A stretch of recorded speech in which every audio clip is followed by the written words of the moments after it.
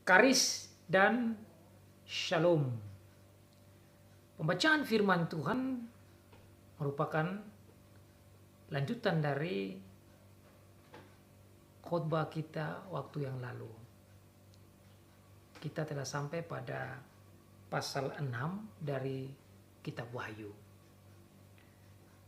Untuk melihat konteksnya saya ingin membaca dari pasal 5 karena pasal ini ada hubungannya dengan pasal yang kelima.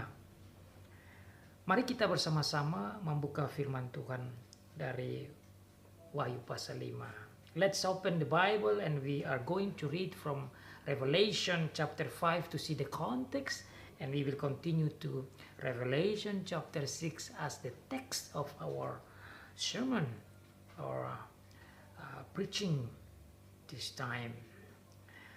Saya baca dari pasal 5. Maka aku melihat di tangan kanan Dia yang duduk di atas takhta itu sebuah gulungan kitab yang ditulis sebelah dalam dan sebelah luarnya dan dimeterai dengan 7 meterai. Dan aku melihat seorang malaikat yang gagah yang berseru dengan suara nyaring, katanya, siapakah yang layak membuka gulungan kitab itu dan membuka meterai-meterainya? Tetapi tidak ada seorang pun yang di sorga atau yang di bumi atau yang di bawah bumi yang dapat membuka gulungan kitab itu atau yang dapat melihat sebelah dalamnya. Maka menangislah aku dengan amat sedihnya, karena tidak ada seorang pun yang dianggap layak untuk membuka gulungan kitab itu ataupun melihat sebelah dalamnya. Lalu berkatalah seorang dari tua-tua itu kepadaku, jangan engkau menangis. Sesungguhnya singa dari suku Yehuda, yaitu tunas Daud, telah menang, sehingga ia dapat membuka gulungan kitab itu dan membuka ke-7 meterainya. Maka aku melihat di tengah-tengah takhta dan keempat makhluk itu dan di tengah-tengah tua-tua itu berdiri seekor anak domba seperti telah disembelih, bertanduk 7 dan bermata 7. Itulah ke-7 roh Allah yang diutus ke seluruh bumi. Lalu datanglah anak domba itu dan menerima gulungan kitab itu dari tangan Dia yang duduk di atas takhta itu. Ketika ia mengambil gulungan kitab itu, tersungkurlah keempat makhluk dan ke-24 tua-tua itu di hadapan anak domba itu, masing-masing memegang satu kecapi dan satu cawan emas penuh dengan kemenyan. Itulah doa orang-orang kudus. Dan mereka menyanyikan suatu nyanyian yang baru, katanya, engkau layak menerima gulungan kitab itu dan membuka meterai-meterainya, karena engkau telah disembelih dan dengan darahmu engkau telah membeli bagi Allah dari tiap-tiap suku dan bahasa dan kaum dan bangsa. Dan engkau telah membuat mereka menjadi suatu kerajaan dan menjadi imam-imam bagi Allah kita. Dan mereka akan memerintah sebagai raja di bumi. Maka aku melihat dan mendengar suara banyak malaikat sekeliling takhta, makhluk-makhluk dan tua-tua itu jumlah mereka berlaksa-laksa dan beribu-ribu laksa. Katanya dengan suara nyaring, anak domba yang disembelih itu layak untuk menerima kuasa dan kekayaan dan hikmat dan kekuatan dan hormat dan kemuliaan dan puji-pujian. Dan aku mendengar semua makhluk yang di sorga dan yang di bumi dan yang di bawah bumi dan yang di laut dan semua yang ada di dalamnya berkata, bagi Dia yang duduk di atas takhta dan bagi anak domba adalah puji-pujian dan hormat dan kemuliaan dan kuasa sampai selama-lamanya. Dan keempat makhluk itu berkata, amin. Dan tua-tua itu jatuh tersungkur dan menyembah. Pasal 6. Maka aku melihat anak domba itu membuka yang pertama dari ketujuh meterai itu. Dan aku mendengar yang pertama dari keempat makhluk itu berkata dengan suara bagaikan bunyi guruh, mari. Dan aku melihat sesungguhnya ada seekor kuda putih. Dan orang yang menunggangnya memegang sebuah panah. Dan kepadanya dikaruniakan sebuah mahkota. Lalu ia maju sebagai pemenang untuk merebut kemenangan. Dan ketika anak domba itu membuka meterai yang kedua, aku mendengar makhluk yang kedua berkata, mari. Dan majulah seekor kuda lain, seekor kuda merah padam. Dan orang yang menungganginya dikaruniakan kuasa untuk mengambil damai sejahtera dari atas bumi. Sehingga mereka saling membunuh.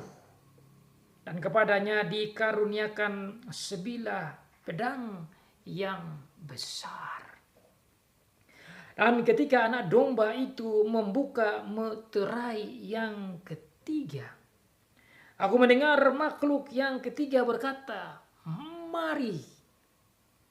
Dan aku melihat sesungguhnya ada seekor kuda hitam. Dan orang yang menungganginya memegang sebuah timbangan di tangannya. Dan aku mendengar seperti ada suara di tengah-tengah keempat makhluk itu berkata, secupak gandum sedinar dan 3 cupak jelai sedinar. Tetapi janganlah rusakkan minyak dan anggur itu. Dan ketika anak domba itu membuka meterai yang keempat, aku mendengar suara makhluk yang keempat berkata, mari. Dan aku melihat sesungguhnya ada seekor kuda hijau kuning. Dan orang yang menungganginya bernama Maut. Dan kerajaan maut mengikutinya.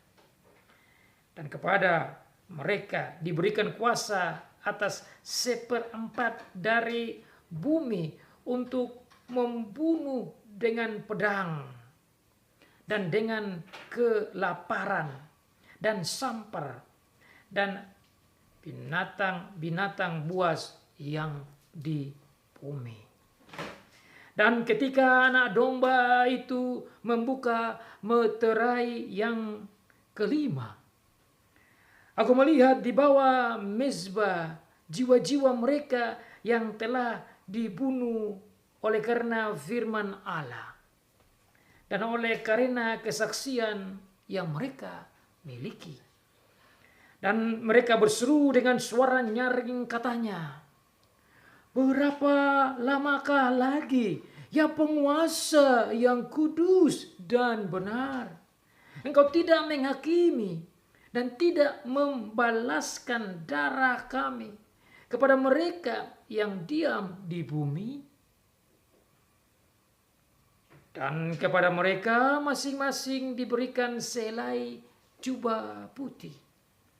Dan kepada mereka dikatakan bahwa mereka harus beristirahat sedikit waktu lagi hingga genap jumlah kawan-kawan pelayan dan saudara-saudara mereka yang akan dibunuh sama seperti mereka. Maka aku melihat ketika anak domba itu membuka meterai yang keenam, sesungguhnya terjadilah gempa bumi yang dahsyat. Dan matahari menjadi hitam bagaikan karung rambut. Dan bulan menjadi merah. Seluruhnya bagaikan darah. Dan bintang-bintang di langit berjatuhan ke atas bumi bagaikan pohon ara menggugurkan buah-buahnya yang mentah apabila ia digoncang angin yang kencang. Maka menyusutlah langit bagaikan gulungan kitab yang digulung, dan tergeserlah gunung-gunung dan pulau-pulau dari tempatnya. Dan raja-raja di bumi dan pembesar-pembesar serta perwira-perwira dan orang-orang kaya serta orang-orang berkuasa dan semua budak serta orang merdeka bersembunyi di dalam gua-gua dan celah-celah batu karang di gunung. Dan mereka berkata kepada gunung-gunung dan kepada batu-batu karang itu, "Runtuhlah menimpa kami dan sembunyikanlah kami terhadap Dia yang duduk di atas takhta dan terhadap muka anak domba itu. Sebab sudah tiba hari besar murka mereka. Dan siapakah yang dapat bertahan?" Demikianlah jawab pembacaan firman Tuhan. Diberkati bagi setiap anak Tuhan yang membaca, yang mendengar, dan melakukan firman Tuhan. So far, the reading of the Word of God. Bless us, those who listen and obey the Word of God.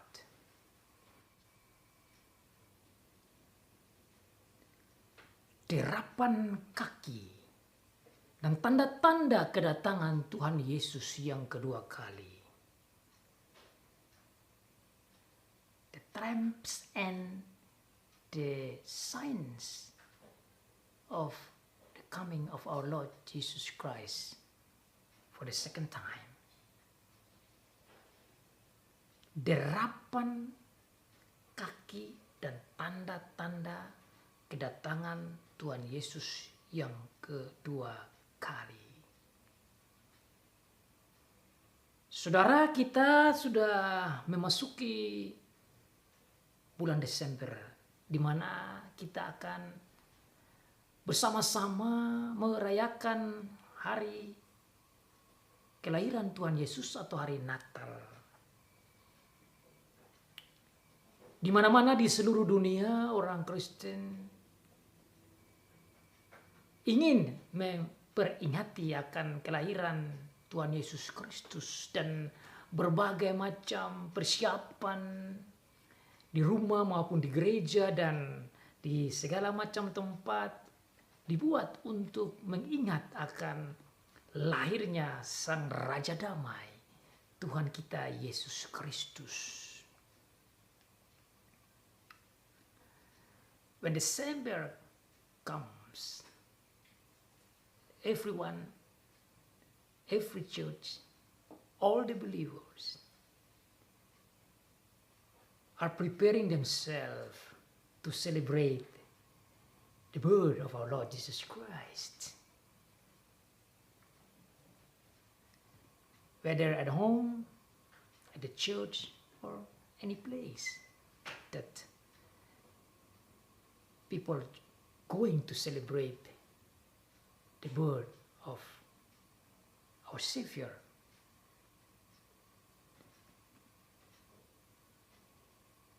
Now we are reading the Word of God from Revelation, specifically chapter 6.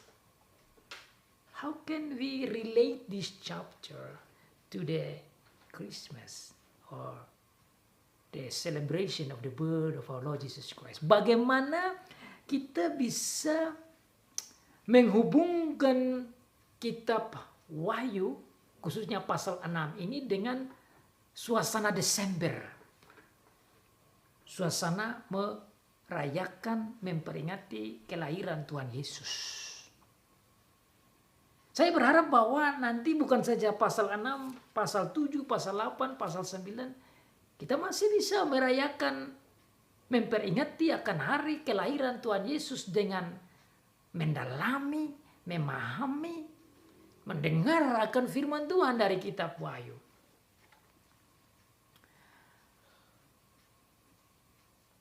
Kalau kitab yang lain yang menceritakan tentang kelahiran Tuhan Yesus, itu membawa kita kembali kepada lebih dari 2000 tahun yang lalu, peristiwa yang sudah terjadi.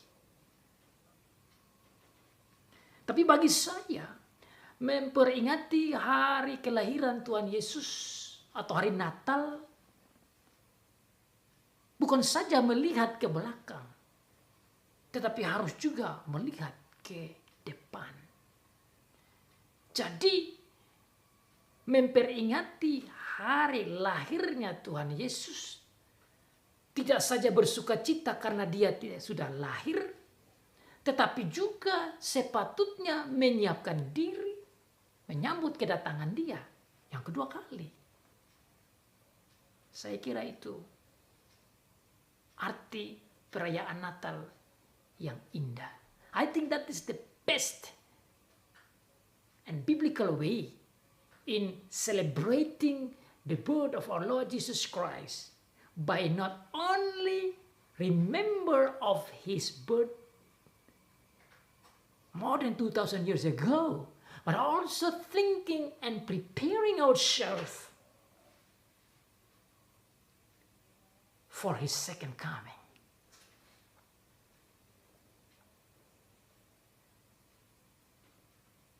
Dalam perhitungan kalender gereja, kita sekarang sudah memasuki Advent yang kedua di bulan Desember.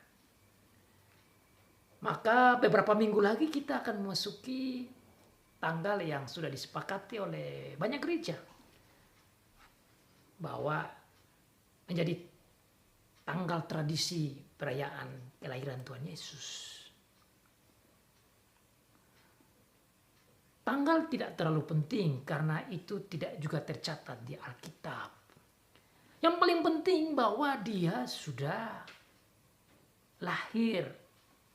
Yang paling penting bahwa dia yang adalah Allah sudah menjadi manusia untuk menyelamatkan kita. Yang paling penting bahwa dia telah memenuhi, menggenapi janji Allah di perjanjian lama, bahwa Mesias yang dijanjikan itu sudah datang dan telah memenuhi semua tuntutan hukum-hukum Allah dan menggantikan kita untuk kita bisa ditebus dan diselamatkan dari hukuman yang seharusnya kita jalani, seharusnya kita pikul, seharusnya diberikan kepada kita, namun dialah yang menerima itu dan kita diselamatkan.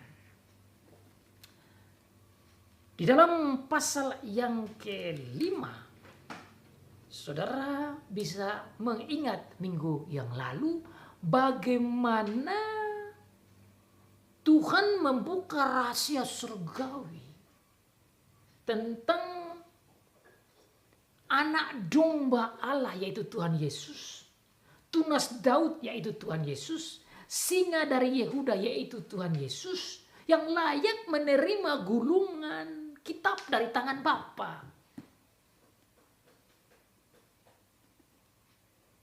2 minggu sebelum kita belajar tentang takhta Allah, di mana Allah Bapa duduk di tengah takhta surga. Dan semua menyembah Allah, malaikat menyembah Allah, pimpinan-pimpinan, jenderal-jenderal malaikat menyembah Allah, orang-orang percaya menyembah Allah, seluruh anggota surgawi menyembah Allah. Allah merupakan pusat, Bapa merupakan pusat. Namun dalam pasal yang kelima diberitahukan tentang selain ada Bapa, juga ada Tuhan Yesus yang digambarkan sebagai domba yang telah disembelih, domba Allah.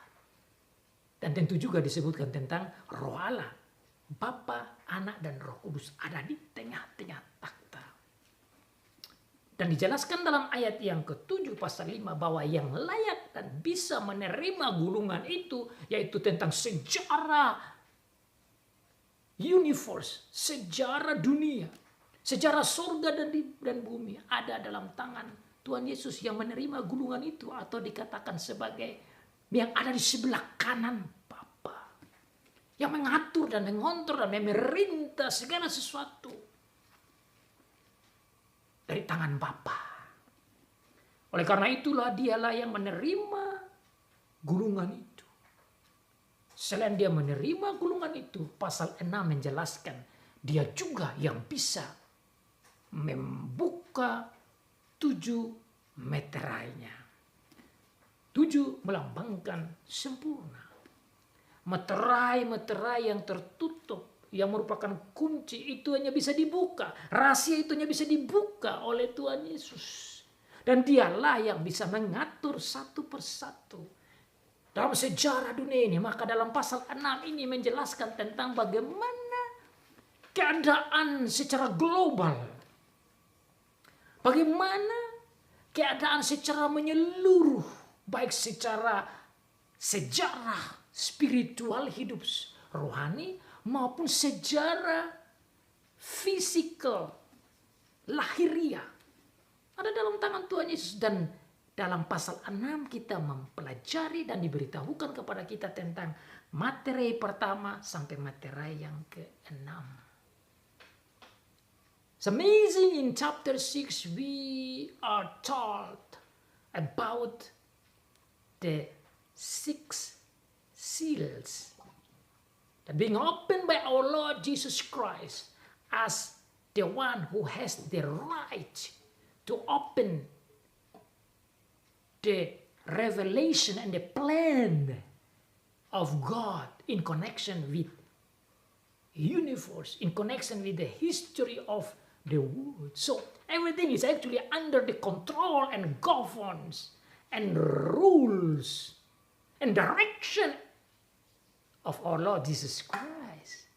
And that is amazing, and that's a comfort for us as the believer in this earth, that we are not alone, and that nothing is happened by change, and that things just go like that, but it's actually on His hand as the rulers. Jadi dalam materai 1 sampai materai 6, saudara akan pelajari bagaimana Tuhan Yesuslah yang membuka satu demi satu dan menceritakan kepada kita bagaimana peristiwa-peristiwa terjadi di dunia ini, dan supaya kita tidak kaget, supaya kita tidak boleh takut, supaya kita tidak boleh khawatir atau panik jikalau peristiwa demi peristiwa terjadi yang akan digambarkan di dalam pasal 6 ini. The point of this revelation of chapter 6 about the seals that being opened by our Lord Jesus Christ, so that you and me may be comforted and strengthened by the word of God, that actually everything is under the control of our Lord Jesus Christ. Saya harap bahwa dengan mempelajari akan kitab Wahyu pasal 6, saudara dan saya dapat gambaran dan dapat memahami arti simbolik perlambang yang diberitahukan oleh Tuhan kepada Rasul Yohanes untuk disampaikan kepada kita. Saya akan menyampaikan arti demi arti dari setiap meterai ayat per ayat dari kitab Wahyu pasal yang ke-6. I'm going to share with you what I understand about the meaning of Revelation chapter 6 verse 1 up to the end. Verse 1, ayat yang pertama. Maka aku melihat anak domba itu membuka yang pertama dari ketujuh meterai itu. Dan aku mendengar yang pertama dari keempat makhluk itu berkata dengan suara bagaikan bunyi guru, mari. Ini merupakan penglihatan yang berikut dari Rasul Yohanes setelah Tuhan Yesus menerima gulungan kitab itu. Penglihatan berikut yaitu tentang bagaimana meterai demi meterai dibukakan. Untuk menolong saudara memahami secara luas, secara besar, di dalam pasal 6 ini menceritakan 6 meterai. Tetapi ada 7 meterai. Nanti meterai yang ke-7 dibicarakan di dalam pasal yang ke-8. Di dalam meterai yang ke-7 nanti dijelaskan lagi ada 7 sangkakala. Itu dijelaskan pasal 8 terus sampai pasal-pasal yang lanjut. Nanti di dalam sangkakala yang ke-7 ada lagi cawan murka Allah. 7 cawan murka Allah. Kita akan bahas itu nanti ke depan pasal per pasal tatkala kita maju sampai dengan pasal-pasal selanjutnya. Sekarang kita hanya membahas tentang pasal 6 tentang 6 meterai. Nanti pasal 8 baru kita bicara tentang meterai yang ke-7 dibuka oleh Tuhan Yesus yang di dalamnya ada 7 sangkakala. Di dalam ayat yang pertama disampaikan Rasul Yohanes melihat Tuhan Yesus membuka akan meterai yang pertama. Dan tatkala meterai yang pertama dari 7 meterai itu, meterai yang pertama dibuka, Rasul Yohanes mendengar ada suara yang terdengar bagaikan guru. Guru bahasa asli atau bahasa Inggris itu bilangnya thunder, guntur. Saudara bisa bayangkan ini suara bagaikan guru guntur, berarti itu cukup besar suaranya. Luar biasa. Suara dari makhluk yang pertama yang saya pahami sebagai pimpinan malaikat yang tertinggi yang luar biasa. Ada 4 dari pimpinan ini yang pertama. Dia berkata, mari. Dan setelah dia katakan, mari, maka Rasul Yohanes melihat ada seekor kuda putih. Dan yang menunggangnya memegang sebuah panah. Dan kepadanya dikaruniakan sebuah mahkota. Dan ia maju sebagai pemenang untuk merebut kemenangan. Kita akan pelajari satu persatu, saudara. Setiap meterai yang dibuka, dari meterai pertama sampai meterai keempat, ada 4 ekor kuda dengan warnanya masing-masing. Sekarang kuda yang pertama warna putih. Meterai yang kedua dibuka, ada kuda yang berikut lagi, yaitu kudanya berwarna merah. Merah padam. Setelah itu meterai yang ketiga dibuka, ada kuda yang lain lagi yang datang itu berwarna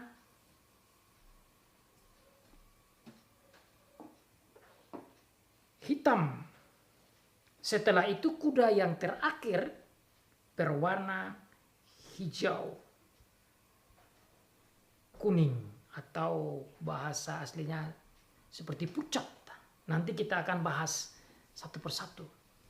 Putih, merah padam, hitam, dan kuning hijau atau hijau kuning.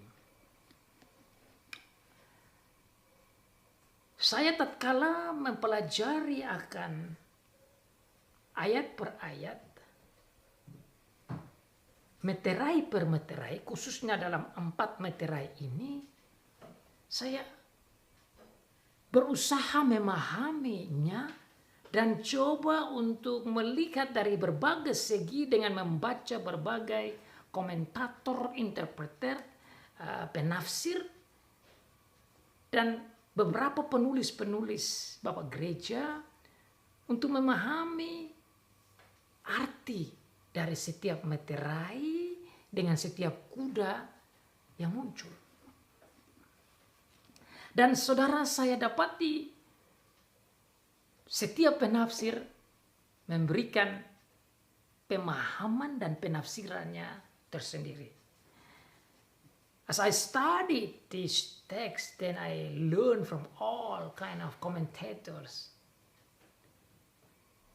And there are a lot of different understanding and interpretation of the writer or commentators. So I'm going to give my own. Jadi saya mau memberikan saya punya interpretasi sendiri setelah membaca dari berbagai macam sumber, berbagai macam penafsiran.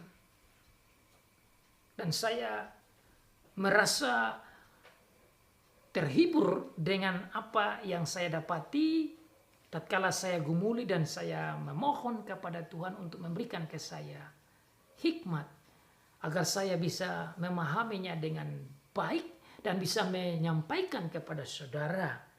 Dan harapan saya, apa yang saya dapati menjadi hiburan dan kekuatan bagi saudara.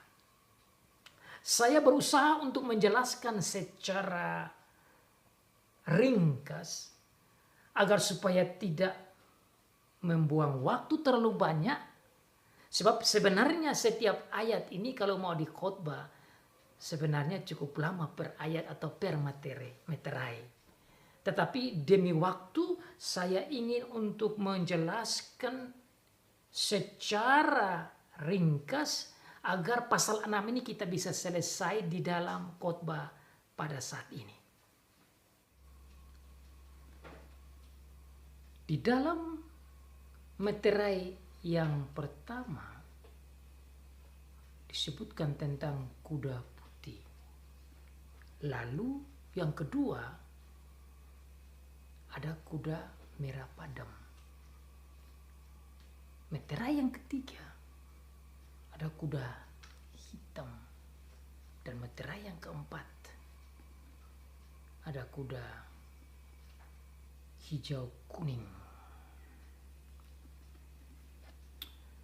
Saya tidak mau memulai satu persatu tanpa melihat secara bersama.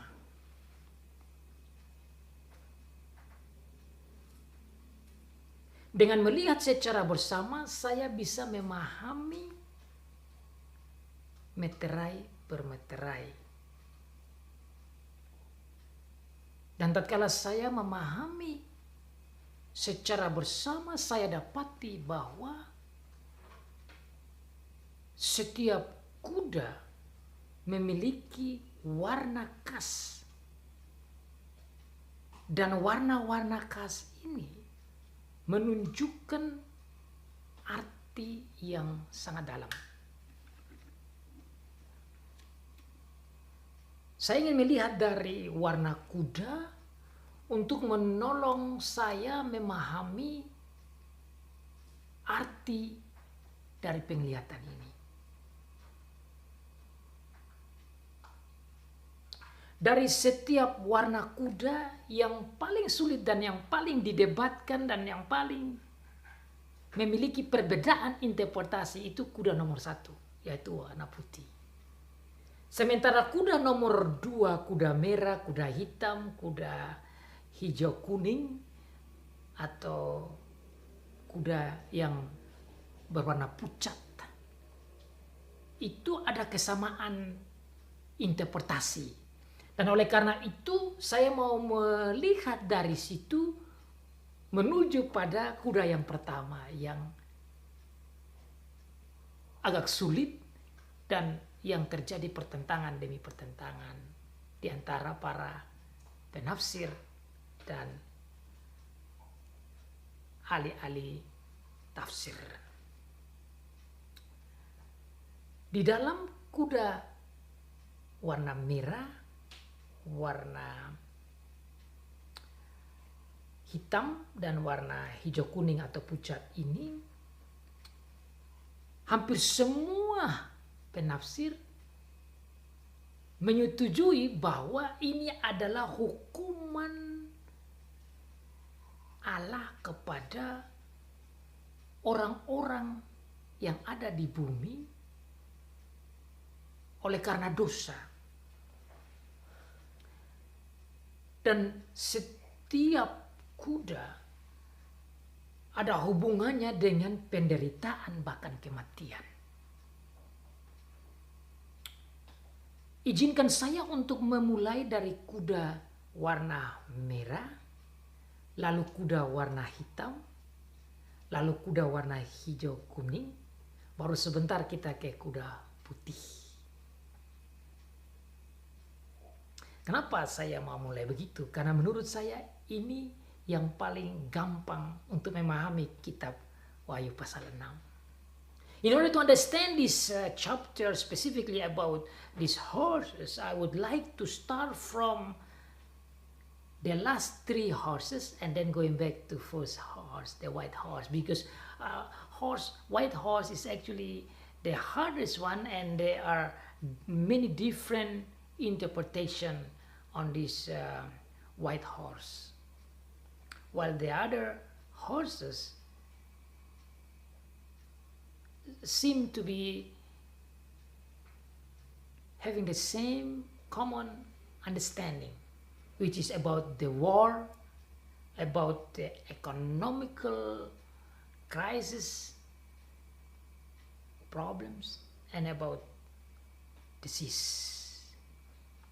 Jadi saudara, di dalam meterai yang kedua, tatkala dibuka oleh Tuhan Yesus dan kuda yang berwarna merah, dalam bahasa asli itu sebenarnya merah api. Di sini dibilang merah padam, tetapi sebenarnya merah api. Merah api ini disepakati oleh hampir semua penafsir bahwa yang dimaksud dengan merah api itu menunjukkan peperangan yang besar, peperangan yang hebat yang menggunakan senjata-senjata api.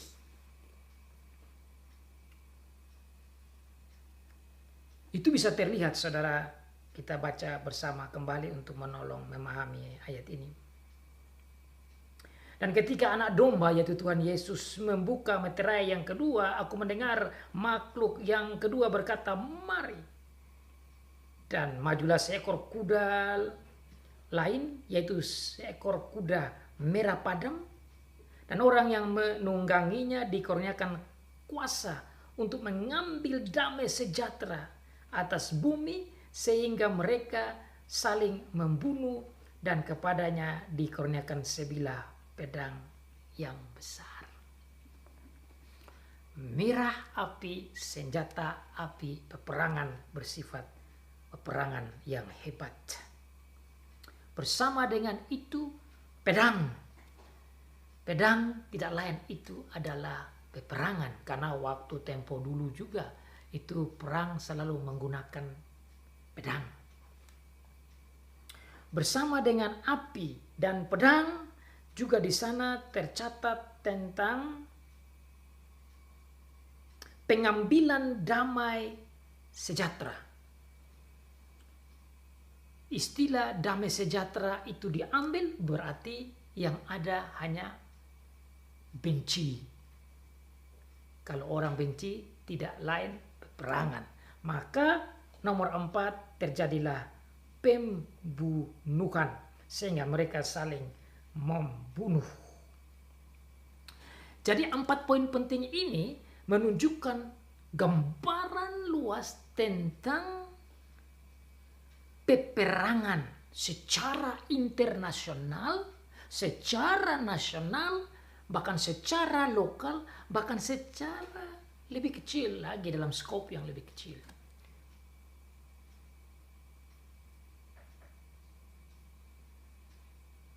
Setelah perang terjadi, maka efek yang kedua selalu terjadi kejatuhan ekonomi. Maka terjadilah barang-barang menjadi mahal, makanan menjadi mahal. Itu yang diceritakan dalam meterai yang ketiga. Setelah perang terjadi, makanan menjadi susah, maka efek yang berikutnya yaitu terjadi penyakit dan membawa kematian. Maka kuda warna merah yang datang akan membawa efek pada datangnya kuda warna hitam, yaitu ekonomi drop. Kuda warna hitam akan juga mempengaruhi kuda yang pucat, yaitu tentang penyakit. Itu pemahaman saya dari situ. So, in order to understand all these horses, if you can see it through my way of seeing it, that the red horse connects to the war, and then because of the war, you have the economical crisis where you have so expensive, all the food is hard to find and so expensive, and so you got the hungry, and of course people dying from that, and then after that you got the disease, and I'm going to explain to you after that. But my point is, by seeing all these 3 horses, then you can understand the first horse, white horse. Jadi setelah saudara dan saya bersama-sama melihat dengan cara saya melihat bahwa dari perang yang besar, perang dengan senjata api, perang dengan pedang, perang dengan secara internasional dan lain sebagainya, maka menimbulkan kemiskinan dan barang-barang menjadi mahal dan istimewa, makanan menjadi sangat sulit dan bisa terjadi kematian akibat itu karena perang. Dan biasa setelah perang ekonomi jatuh datang juga penyakit. Itulah 3 kuda. Nah, sekarang saya mau lihat ke kuda putih. Apa itu kuda putih? Sekali lagi, karena 3 kuda ini tidak menunjukkan siapa orangnya, saya tidak mau melihat dengan kacamata para komentator atau para penafsir yang berusaha untuk melihat bahwa penunggang kuda itu orang tertentu. Saya melihat bahwa ini adalah gambaran Tuhan Yesus di dalam mengizinkan peristiwa-peristiwa sulit terjadi oleh karena ketidaktaatan manusia pada Tuhan. Maka terjadilah peperangan, terjadilah kemiskinan, terjadilah kelaparan, terjadilah kematian. Dengan demikian, kuda yang putih ini juga, saya pikir ini juga harus dilihat dengan cara yang sama.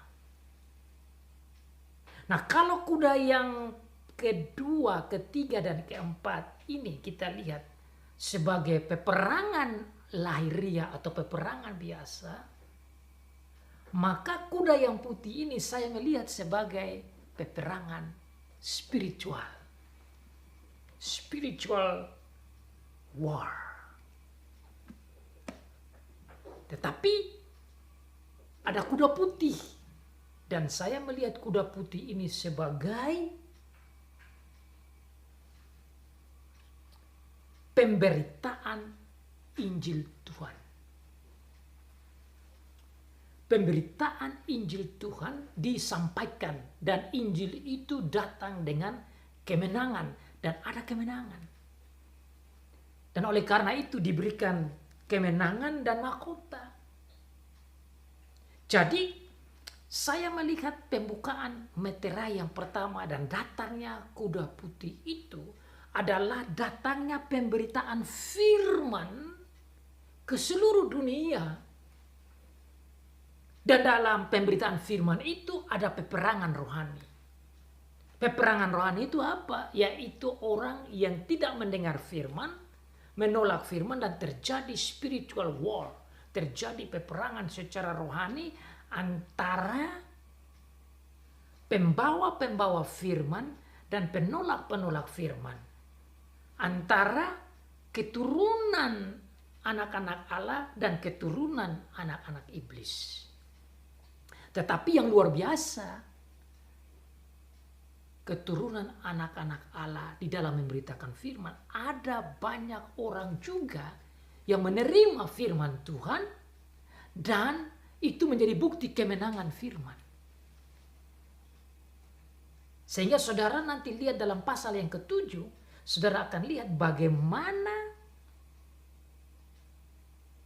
ada berbagai macam orang percaya dari latar belakang suku dan bangsa dan bahasa dan kaum yang menjadi percaya pada Tuhan Yesus Kristus. Itulah menurut saya kemenangan demi kemenangan yang Tuhan karuniakan bagi pemberita Injil. Tapi bagi mereka yang tidak mendengar firman Tuhan,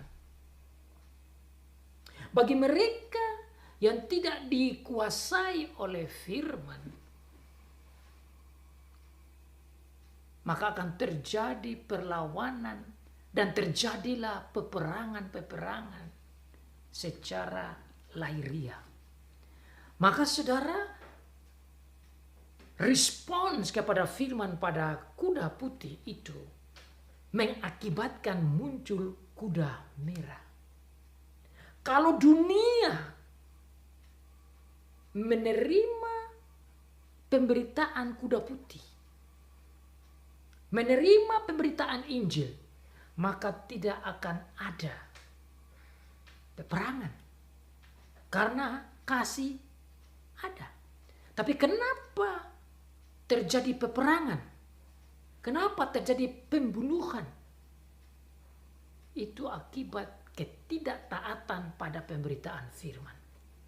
So the red horse comes out because of disobedience to the preaching of word of God that symbolized by the white horse.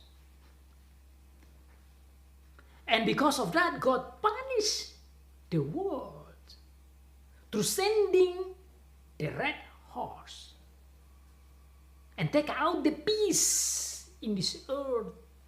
And so the earth have to face the hate and fighting and war and killing and of course death. That is the result of the disobedience of the word of God. Itu akibat dari ketidaktaatan pada firman Tuhan. Jadi saudara, di dalam ini kita belajar bagaimana Tuhan Yesus membuka rahasia bahwa rahasia secara rohani pemberitaan firman itu berjalan. Dan dalam pemberitaan firman Injil disampaikan berjalan dan kemenangan demi kemenangan ada. Sehingga saudara jangan berpikir bahwa aduh banyak orang yang menolak firman dan banyak orang yang mungkin tidak bertobat dan banyak orang yang meninggalkan iman dan lain sebagainya, dan saudara bisa berpikir waduh kami ini menjadi kecil saja dan tidak berarti. Saudara harus ingat apa yang terjadi pada zaman Nabi Elia. Dia bilang sudah tidak ada lagi, tapi Tuhan bilang ini masih ada 7.000. Jadi saudara, kita lihat dengan kacamata kemenangan dengan kemenangan ini menunjukkan kemenangan Injil. Bahwa Tuhan ini datang dan menyelamatkan, ada jutaan orang yang selamat. Bisa melihat Saya tidak tahu berapa banyak, tapi di dalam pasal yang ke-7, khususnya ayat 9 itu dijelaskan begitu banyak orang yang diselamatkan itu. Kemudian daripada itu aku melihat sesungguhnya suatu kumpulan besar orang, banyaknya tidak dapat terhitung, banyaknya dari segala bangsa dan suku dan kaum dan bahasa. Tidak bisa dihitung jumlah. Akibat pemberitaan firman yang digambarkan dengan kuda putih yang mendapat kemenangan.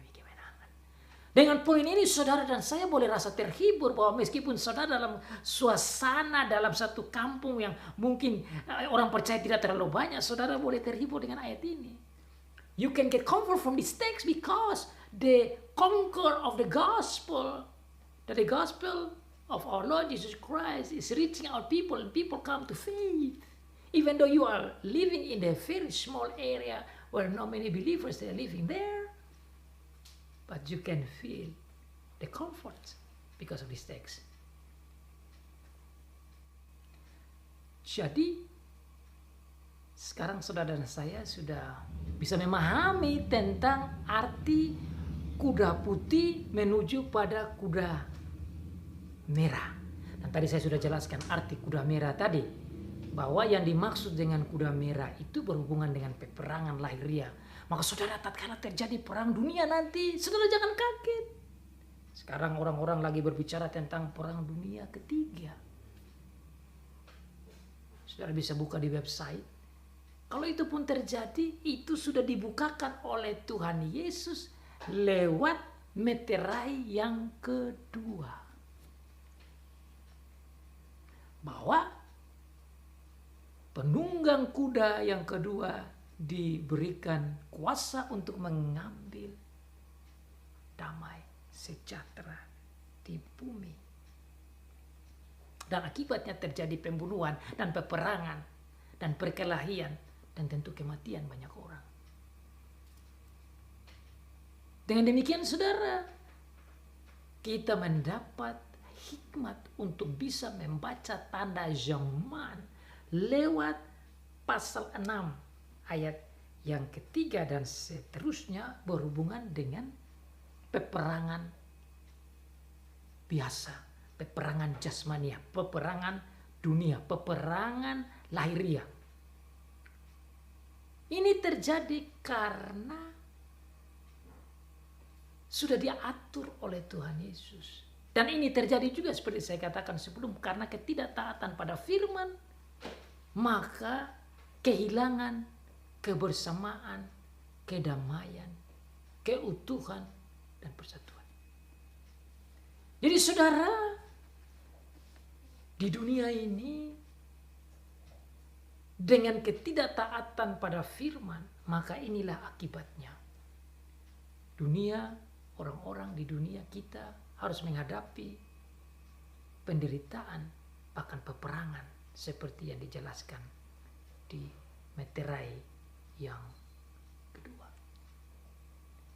Nah begitulah tatkala terjadi peperangan lokal atau peperangan nasional, peperangan antar saudara, ataupun peperangan antar negara, ataupun peperangan secara internasional namanya perang dunia.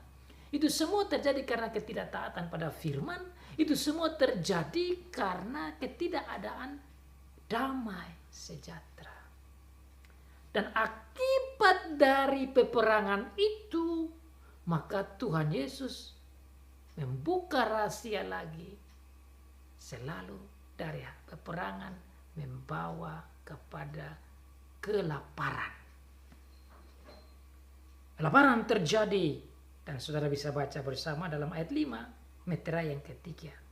Dan ketika anak domba Tuhan Yesus membuka meterai yang ketiga, aku mendengar makhluk yang ketiga berkata, "Mari." Dan aku melihat sesungguhnya ada seekor kuda hitam, dan orang yang menungganginya memegang sebuah timbangan di tangannya.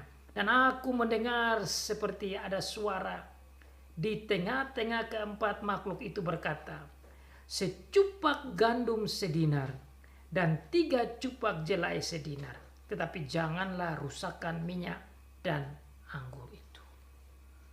Ini adalah bahasa simbolis. Bahasa simbolis apa? Ini menunjukkan drop down-nya, jatuhnya ekonomi setelah peperangan. So if you see when the big war or small war or any war happens, it always affects the economy.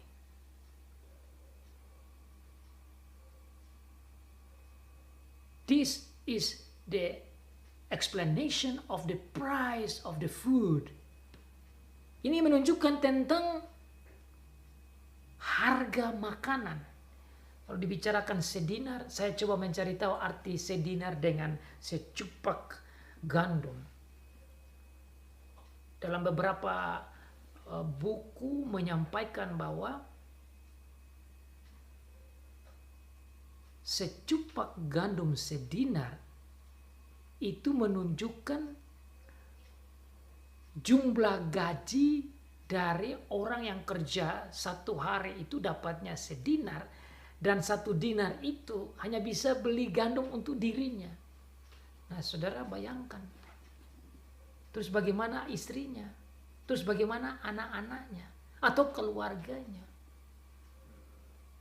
Jadi saudara bisa bayangkan betapa sulitnya tatkala perang datang, harga makanan menjadi begitu mahal dan sulit didapat, dan itu terjadilah kelaparan dan orang mati karena kelaparan. Setelah itu sudah mati gara-gara perang, mati lagi gara-gara kelaparan.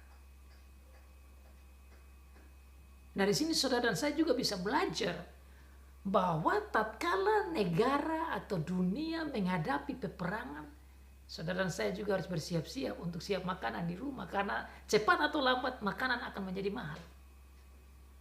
Dan ini sudah dijelaskan di Alkitab. Ini sudah dijelaskan di sini.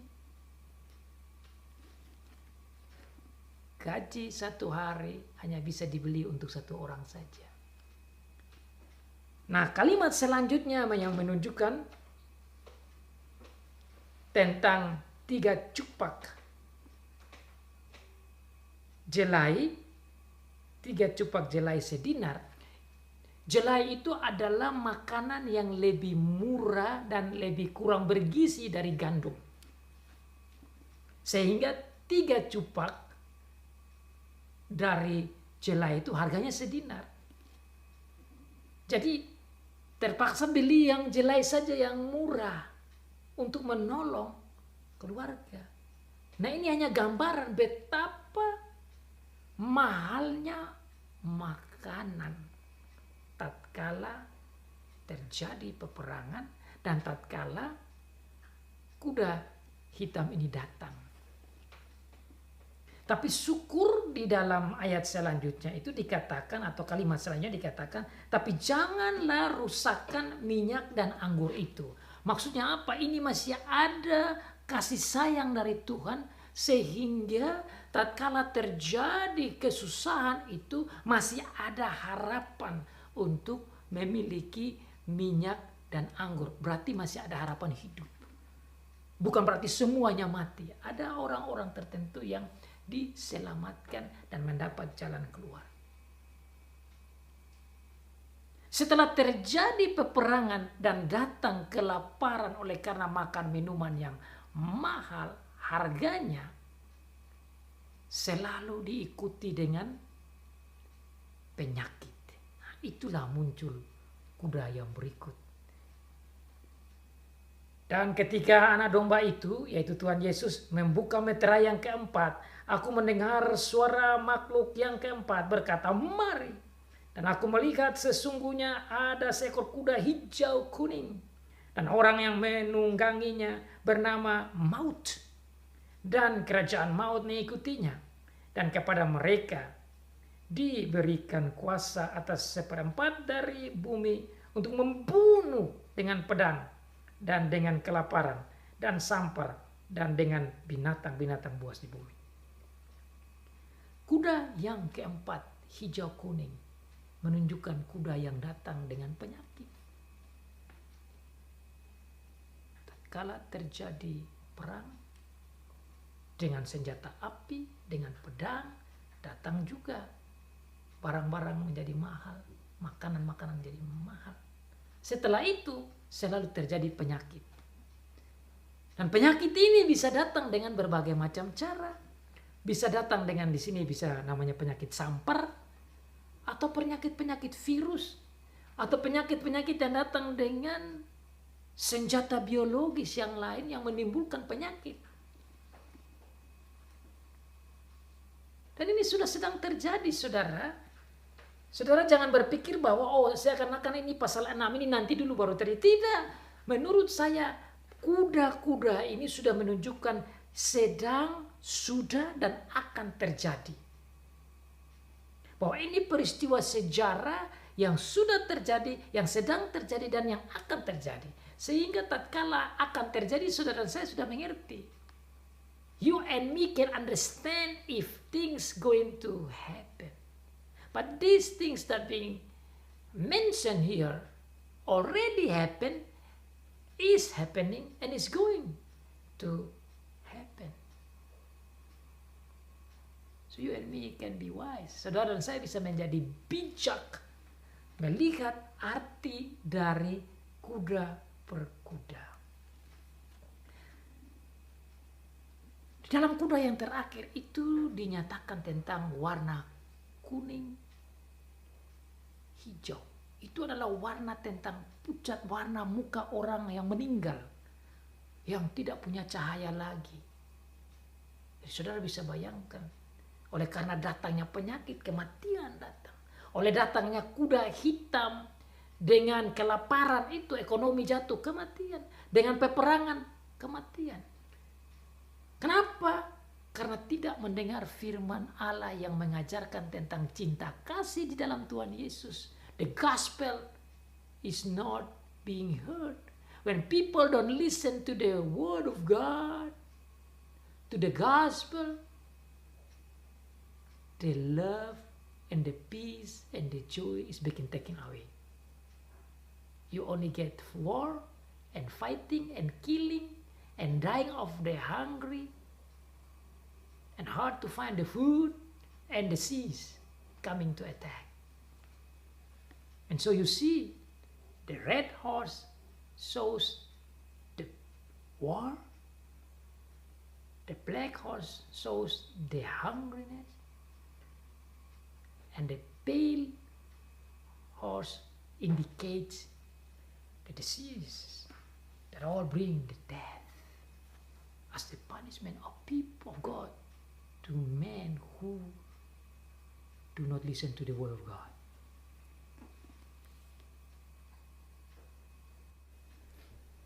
Jadi saudara, dengan mempelajari akan kuda-kuda ini, saudara dan saya menjadi bijak, tahu membaca tanda zaman, dan tidak kaget tatkala terjadi pemberitaan firman dan kemenangan akan dari firman dan pemberitaan Injil Allah, dan orang menjadi percaya. Itu bukti dari meterai yang pertama.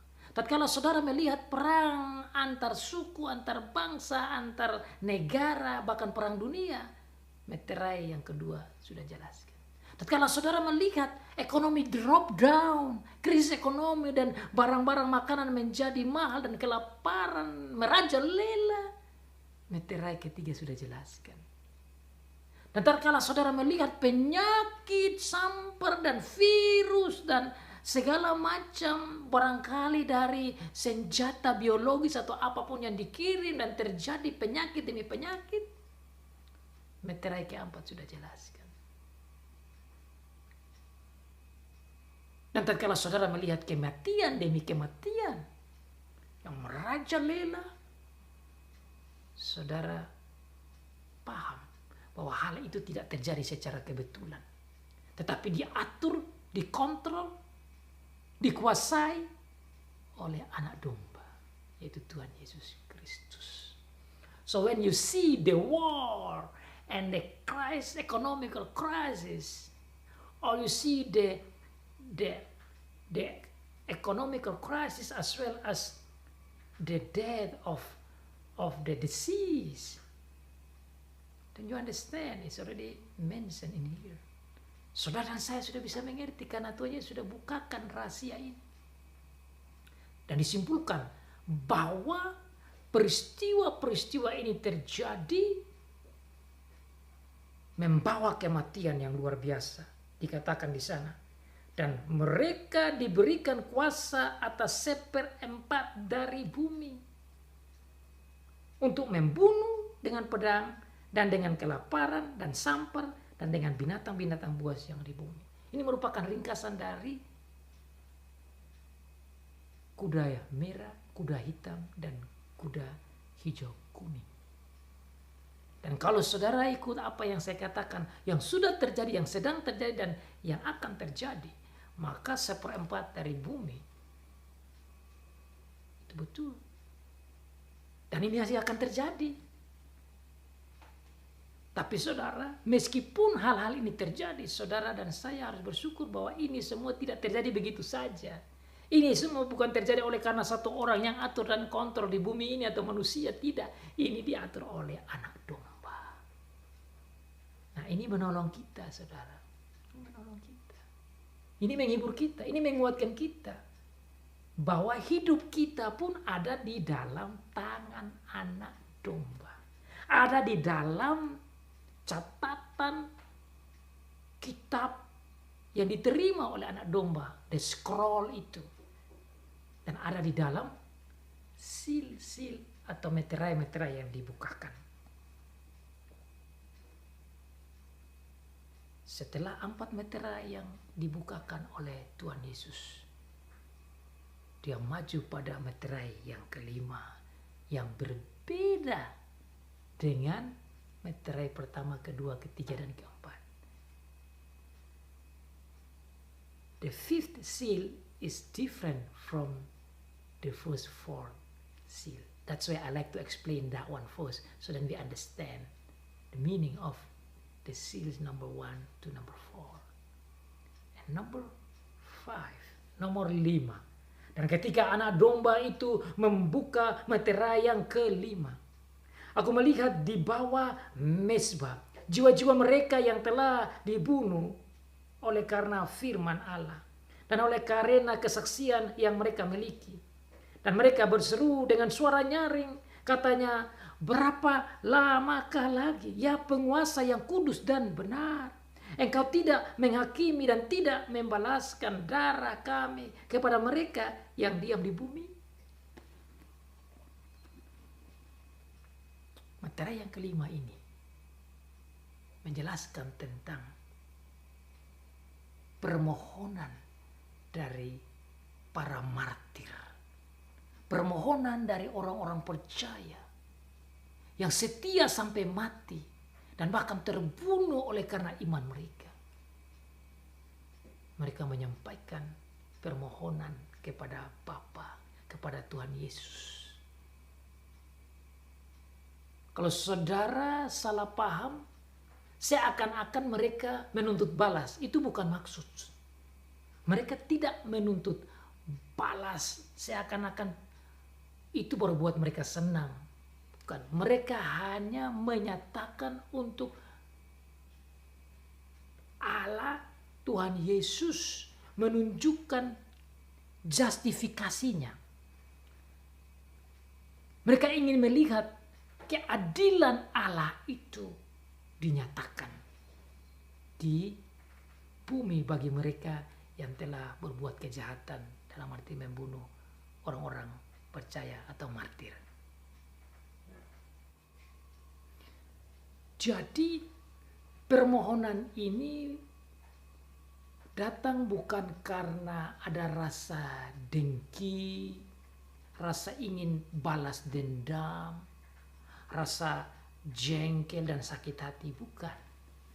Ini adalah permohonan kepada Tuhan Yesus sebagai Allah dan tentu juga kepada Bapa, agar supaya Allah menunjukkan keadilannya.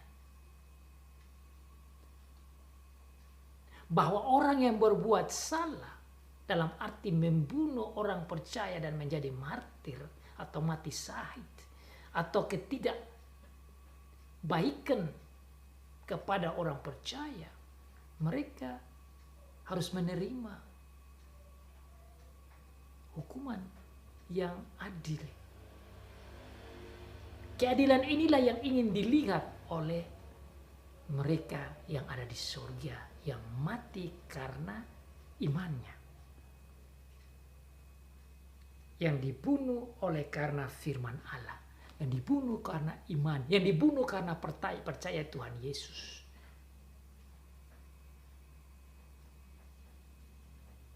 Mereka memohon.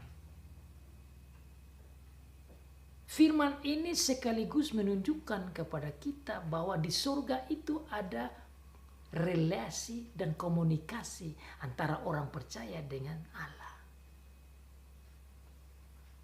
This is great. That there is a communication and relationship between the believers and God. And so they ask that God can show His justification and His right to those who have done wrong in killing the believers. Dan Tuhan menjawab mereka dengan berkata, dan kepada mereka masing-masing diberikan sehelai jubah putih, dan kepada mereka dikatakan bahwa mereka harus beristirahat sedikit waktu lagi, hingga genap jumlah kawan-kawan pelayan dan saudara-saudara mereka yang akan dibunuh sama seperti mereka. Tatkala permohonan itu disampaikan, Tuhan Allah berkata kepada mereka, sabar sedikit. Mereka harus istirahat, menunggu sedikit.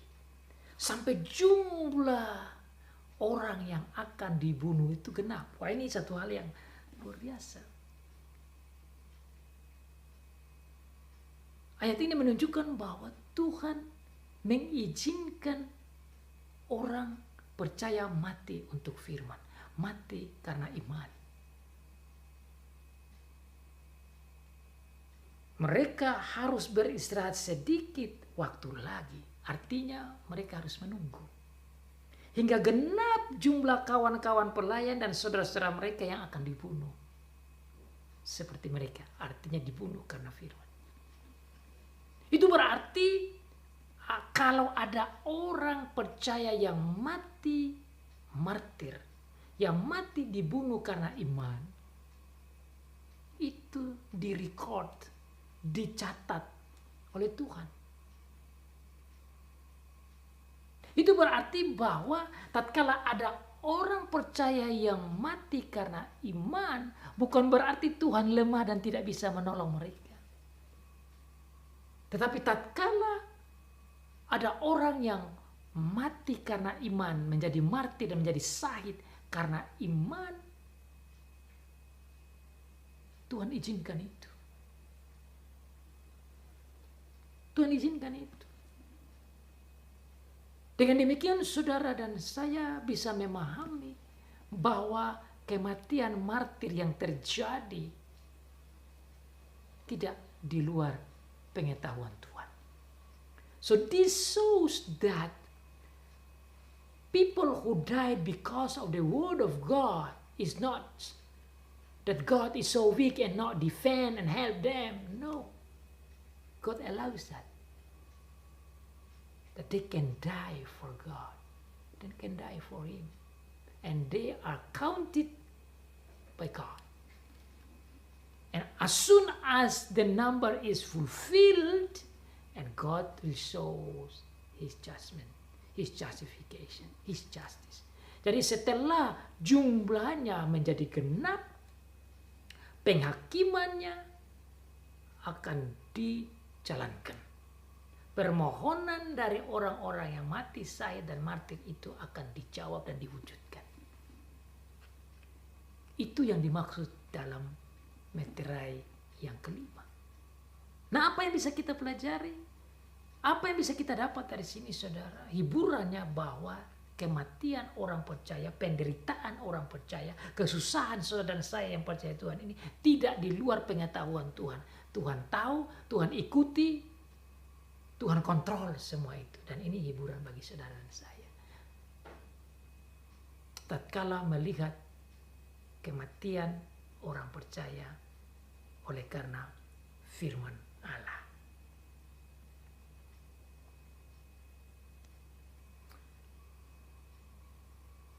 Setelah yang kelima diikuti dengan materi yang terakhir. Untuk pasal ini materi ke-6. Nanti materi yang ke-7 di pasal selanjutnya. Maka aku melihat ketika anak domba yaitu Tuhan Yesus membuka meterai yang ke-6. Sesungguhnya terjadilah gempa bumi dan yang dahsyat dan matahari menjadi hitam bagaikan karung rambut dan bulan menjadi merah seluruhnya bagaikan darah. Dan bintang-bintang di langit berjatuhan ke atas bumi bagaikan pohon ara menggugurkan buah-buahnya yang mentah apabila digoncangkan angin yang kencang. Saudara, setelah berbicara materi yang kelima, Rasul Yohanes menyatakan tentang materi yang keenam. Dan di sini saya melihat sebagai hukuman Allah lewat alam raya. Maka saudara, tatkala terjadi gempa bumi, saudara jangan heran. Ini sudah tercatat di sini. Tatkala terjadi tsunami, saudara jangan heran. Sudah tercatat di sini. Tatkala terjadi angin kencang, saudara jangan heran. Sudah tercatat di sini. Jadi semua ini adalah gambaran simbol dari peristiwa-peristiwa alam yang Tuhan pakai untuk menghukum orang-orang yang tidak taat dan tidak percaya. Sekaligus bagi kita yang percaya, kita belajar bahwa yang hal seperti itu terjadi bukan terjadi secara kebetulan. Nah, untuk memahami meterai yang ke-6 ini, saya mau melihat dari kacamata Matius pasal 24. Karena bahasanya mirip. Matius 24 dan Markus pasal 13. Bahkan dari kitab Yoel perjanjian lama pasal 2. Bahasanya mirip. Oleh karena itu saya mau melihatnya dengan membacanya itu juga. Saudara bisa lihat bersama saya di dalam Matius pasal 24. Tatkala murid-murid bertanya pada Tuhan Yesus, tanda-tanda apa yang bisa mereka pahami tatkala kedatangan Tuhan Yesus yang kedua kali.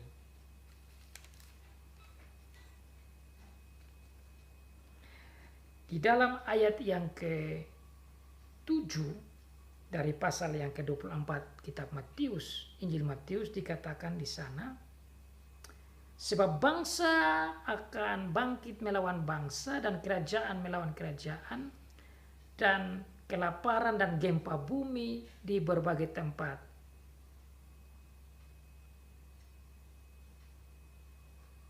Hal ini dijawab oleh Tuhan Yesus tatkala murid-murid bertanya. Kata mereka, katakanlah kepada kami bilakah itu akan terjadi dan apa tanda kedatanganmu dan tanda kesudahan dunia. Ini berarti berbicara tentang kedatangan Tuhan Yesus dan berbicara tentang akhir dari dunia, akhir zaman, kiamat. Nah, tanda-tandanya itu Tuhan Yesus jelaskan di sini, bahkan dalam ayat 29 yang bahasanya juga mirip dengan Wahyu ini dikatakan begini sampai ayat 30. Segera sesudah siksaan pada masa itu, matahari akan menjadi gelap. Nah, tadi juga bilang begitu. Seperti karung rambut. Bulan tidak bercahaya. Nah, tadi dikatakan bulan seperti warna merah darah. Bintang-bintang berjatuhan. Tadi juga dikatakan tentang bintang-bintang berjatuhan. Langit dan kuasa langit akan goncang. Tadi berbicara tentang bagaimana langit susut. Pada waktu itu akan tampak tanda anak manusia di langit dan semua bangsa di bumi akan meratap dan mereka akan melihat anak manusia itu datang di atas awan-awan di langit dan segala kuasa dan kemuliaannya dengan segala kuasa dan kemuliaannya. Ini saya banding juga dengan kitab Yoel pasal 2. Yoel pasal 2 sudah jauh berbicara tentang bagaimana tanda akhir zaman itu yang juga dikutip oleh Rasul Petrus dalam khotbah yang sebentar saya akan baca juga. Di dalam Yoel pasal 2 ayat 28 dikatakan, kemudian daripada itu akan terjadi bahwa aku akan mencurahkan rohku ke atas semua manusia, maka anak-anak laki-laki dan perempuan akan bernubuat, orang-orang tua akan mendapat mimpi, teruna-terunamu akan mendapat penglihatan-penglihatan.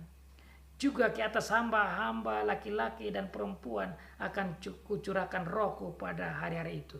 Ini di dalam kisah para rasul sudah diangkat oleh Rasul Petrus. Nah, yang hubungan dengan ini ayat 30. Aku akan mengadakan mujizat di langit dan di bumi, darah dan api dan gumpalan-gumpalan asap. Matahari akan berubah menjadi gelap gulita dan bulan menjadi darah sebelum datangnya hari Tuhan yang hebat dan dahsyat itu. Persis seperti Wahyu. Dan barang siapa yang berseru kepada nama Tuhan akan diselamatkan, sebab di Gunung Sion dan di Yerusalem akan ada keselamatan seperti yang telah difirmankan Tuhan, dan setiap orang yang dipanggil Tuhan akan termasuk orang-orang yang terlepas. Ini juga tercatat di dalam kisah para rasul pasal 2 yang saudara bisa baca juga dalam khotbah dari Petrus tatkala kedatangan Roh Kudus, berbicara hal yang sama, bagaimana berbicara juga tentang matahari dan bulan. Ayat yang ke-19. Matahari, ayat 20. Matahari akan berubah menjadi gelap gulita dan bulan menjadi darah sebelum datangnya hari Tuhan, hari besar dan mulia itu. Dan barang siapa yang berseru kepada nama Tuhan akan diselamatkan. Nah, ini yang tertulis juga di dalam kitab Wahyu pasal 6 ini. Meterai yang ke-6. Berbicara tentang alam yang berubah sebelum kedatangan Tuhan Yesus. Tanda-tanda kedatangan Tuhan Yesus Kristus. Matahari, bulan, bintang, langit, bahkan dikatakan gunung-gunung dan pulau-pulau akan berpindah dari tempat.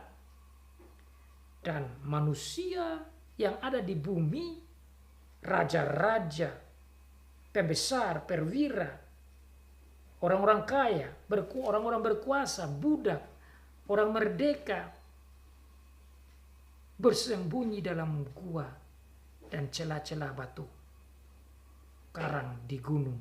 Dan mereka berkata kepada gunung-gunung dan kepada batu-batu karang itu, runtuhlah menimpa kami dan sembunyikanlah kami terhadap Dia yang duduk di atas takhta dan terhadap murka anak domba itu. Murka anak domba itu. Murka Tuhan Yesus Kristus. Sebab sudah tiba hari besar murka mereka, dan siapakah yang dapat bertahan? Betapa ngerinya penghukuman Tuhan. Saya melihat ini, ayat ini berhubungan dengan akhir zaman ini. Jadi kalau saudara melihat ini terjadi, maka itulah saatnya, tanda-tandanya kedatangan Tuhan Yesus.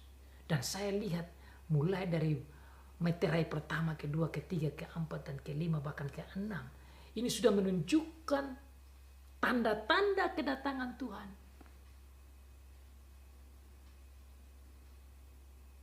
Makin jelas kedatangannya. Dan oleh karena itu, saudara, seperti tadi saya katakan di awal dari khotbah saya, kita memperingati Natal Jangan saja kita melihat ke belakang waktu Tuhan Yesus lahir. Tapi marilah kita siap diri kita menyambut kedatangan Dia yang sangat dekat ini. Yang sudah sangat dekat datang kepada kita. Yang kedua kali Dia datang. Dan Dia sudah sampaikan kepada kita tanda-tanda yang sudah menjadi jelas. Bahwa inilah akhir zaman. Bahwa inilah akhir waktunya kedatangan Tuhan Yesus. Peperangan demi peperangan sudah terjadi. Penyakit sudah terjadi. Krisis ekonomi terjadi sini sana. Sekarang kita lagi menghadapi COVID-19 dengan penyakit yang juga membasmi atau membunuh banyak orang. Ini merupakan pembunuhan dari meterai-meterai ini. Menunjukkan tanda-tanda kedatangan Tuhan Yesus. Derap langkahnya menuju ke kita. He's coming close.